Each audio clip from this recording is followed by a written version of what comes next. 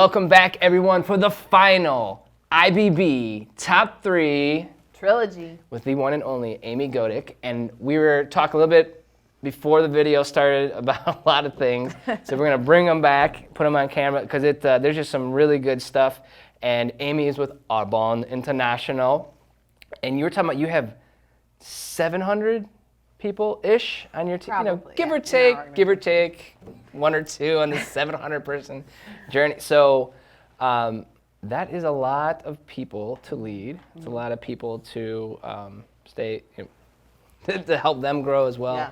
Yeah. So with your third key to success, first, obviously we talk about that, but just if you can also bring in how you kind of use it on a daily basis and everything, and teach me the ways, of leading. Sure. So yeah, number 3 is a lot about leadership, but it's growth is greater than goals. And I have to say that it's taken me. I don't know. I'm a goalaholic. I'm upset. I don't want to listen to this. This is okay. I'm also really good at that. I work with kids who don't want to listen to me all the time. I'm all about goals. I'm a post-it girl. I have my goals posted. They're written on my mirror. They're in my car. Erica yells at me. She's like, "Will you stop writing on the mirror?" She I don't know. She wrote me a message like the one day in dry erase mark, and I'm just like, "Oh," and I'm just like, now I'm like writing all over stuff. So, gotta have your goals in front of you. It's important. Yes, I'm not discounting goals. Everywhere. But here's the deal. I think sometimes when we look at our goals and they're not happening, it's very quick to get frustrated. And then when you're frustrated, your work changes. Okay? So the goals are in front of me. I know where I'm going.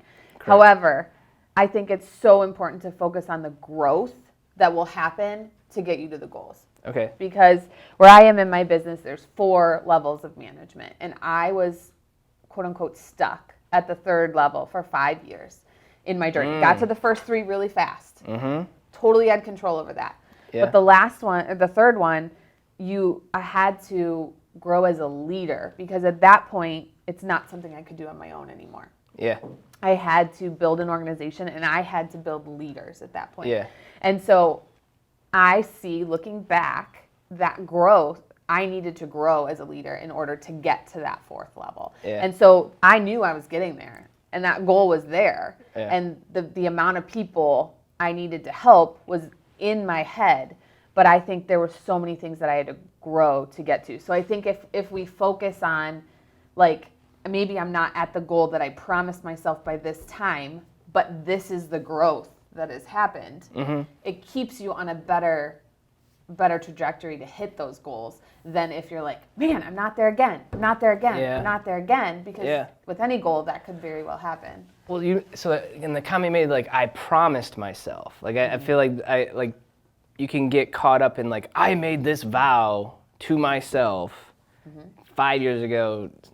For me, and it was actually something that Brian and I talked about. It was when I first published my book, and it was after me and Erica first got married, and then I was leaving for work. She's like, I feel disconnected. I'm like, what does that mean? I don't understand, But what it came to be was, she's like, I just want one night where you come home around 6:30. She's not asking me to do anything crazy. Right. And it was one night a week, but it was this vow and this promise that I made day one when I started here was for 10 years. I will work every second of every day of just like holidays, don't care, like weekends, don't care. So that, like the goal that I had was about to ruin my marriage. Yeah. So that was a big, talking about humbling moment for me was, realizing that, okay, just because you promised yourself this doesn't mean that it's the right thing now. Like it definitely got me to where I'm at up to that point. But I guess so talking about, like you I promised myself I hit this goal, but like have there been moments where you've had to catch yourself and say, okay, I'm sure obviously if you're talking about it, but like what are some, like, I guess, examples that you could give that people could apply to, their personal and business lives too, of like, hey, call time out. Are you obsessing too much on some promise that you made to yourself when you're like, I made that promise in grandma's basement. Like Right. now, like I'm married and I have, like I Right. have, Life has it's changed. just completely different, Right. so. Yeah, I think and that's what I love about focusing on the growth, because if you're only focused on that number, you miss, I say number, but like if it's success or it's weight loss or it can be anything. If you're only focused on that one goal for yourself, you miss what's happening around you, and you could potentially miss growth. And so I think if you're going toward a goal, you truly have to, one thing I like is tracking it, because I think seeing like, okay, we didn't hit it, but we made progress is important. But that helps you fit it into the world around you, because I think you have to grow in so many ways to be a really good leader. It cannot just be your business. Like, I have to grow in my marriage. I have to grow as a mom. I have to grow. Like, I have a lot of roles that get me to the success I've had in my business. And one of those is growing other leaders, which has been a totally different shift for me. Because not to, like, it sounds weird saying this, but like school was so easy for me. Like that I was top of my class. I was a straight A student. I went to college. I did it. Straight A's in college. Like that was easy. So success to me was simple.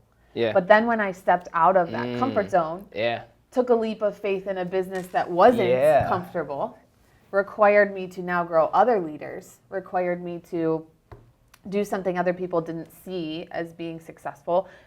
The growth it took me to get there. Like I could hit those goals, but I needed to grow outside of that. And I think that is what makes this so important, is to really focus on the growth you need to get to where you want to be. Because to that point, like for me, when cross country and track, when that ended for me, or when I got, I messed my hip up really bad, it was like an identity crisis. You know what I mean? Like, and it sounds so stupid saying out loud, but like, no, that was my thing. That's the one place that I could go and, people would be like, good job, James, Right. you won again, or you did this, or here's this award, or here, broke that record, blah, blah, blah. And then that all goes away. Correct. And you're like, oh crap. Like, what do I, now everything I do is just a giant risk.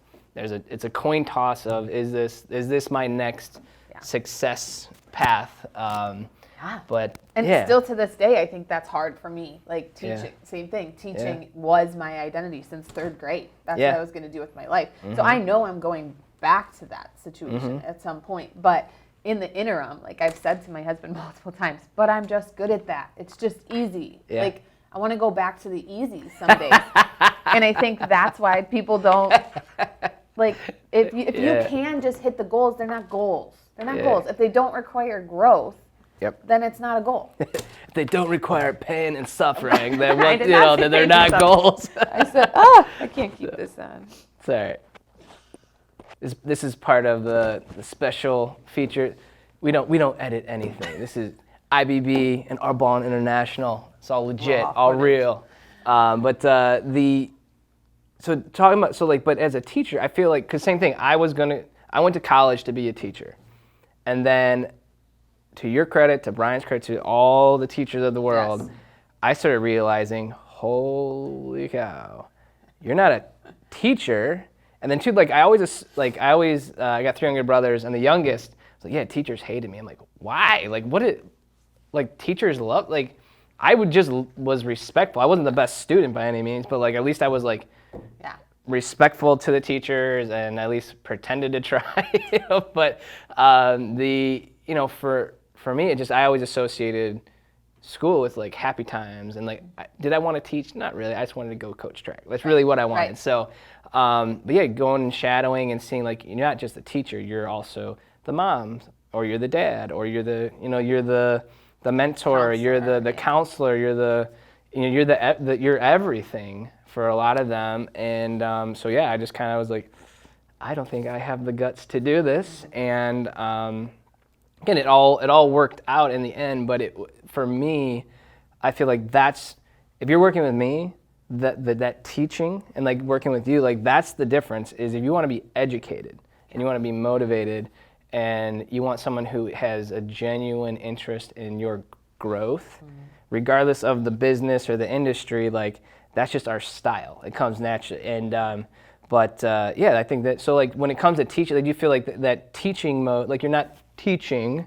officially, but like when you're teaching, how do you use your teaching skills for clients, but also for your leaders? So like talking about like growing your leaders, that's something that you step up my game. Sorry guys, sorry team.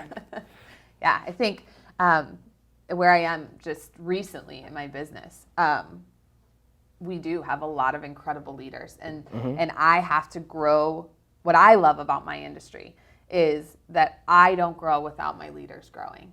And so I think that makes our business so fair. And I think it just allows me to do that teaching that I talked about. And recently, I was just telling you off camera, my best leaders, my biggest leaders on my team actually got to the top of the company prior to me. And I loved this book because at that moment, I mean, there was a hard decision where I could have let that totally derail me and been like, this isn't for me. Look at this. People that I coached got to where I wanted to be and I'm not there.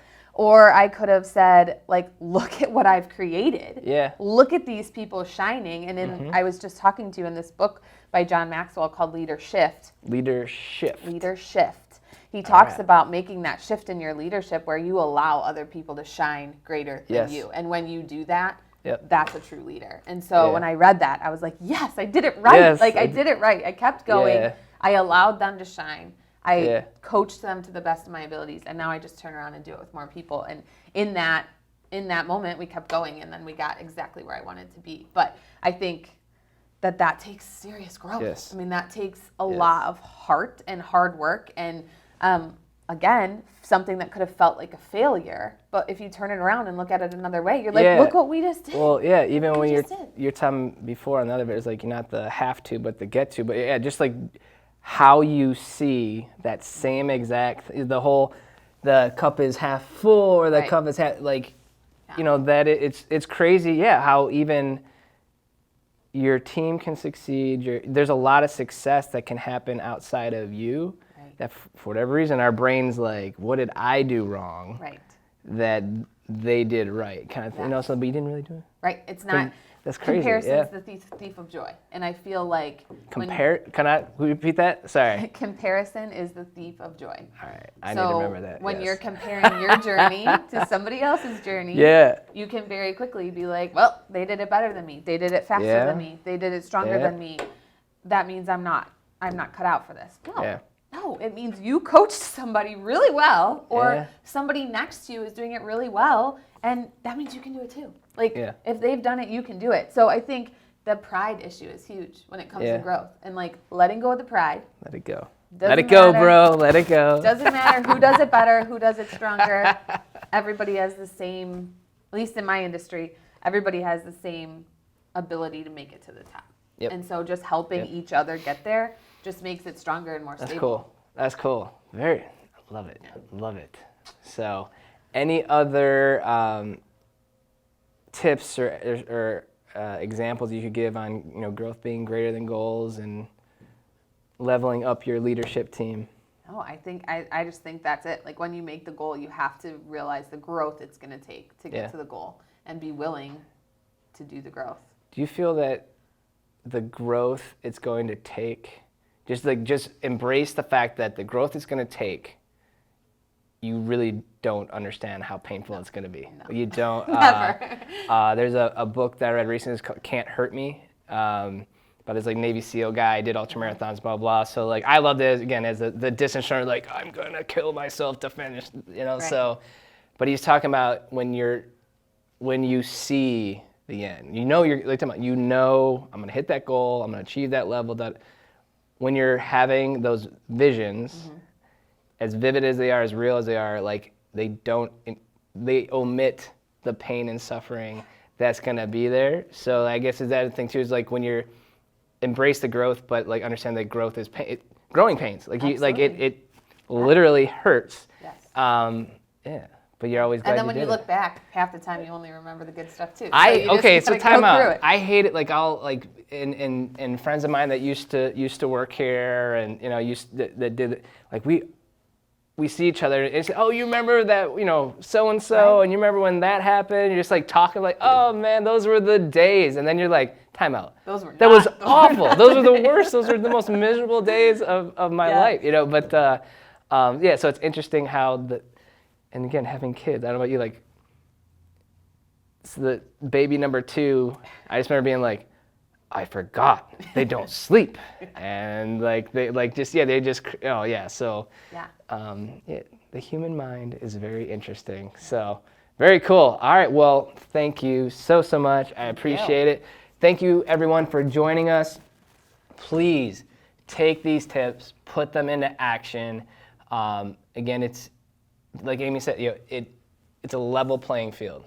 But you have to go and get it. You have to go make it happen. So growth is greater than goals. Don't get obsessed with your goals. Get obsessed with your growth. Yes. And enjoy the ride. Enjoy the pain. I always say pain and suffering. I'm just saying, I'm like, if you want pain and suffering, come on down. We got plenty of it. So again, thank you. And until next time. Stay burn proof. All right.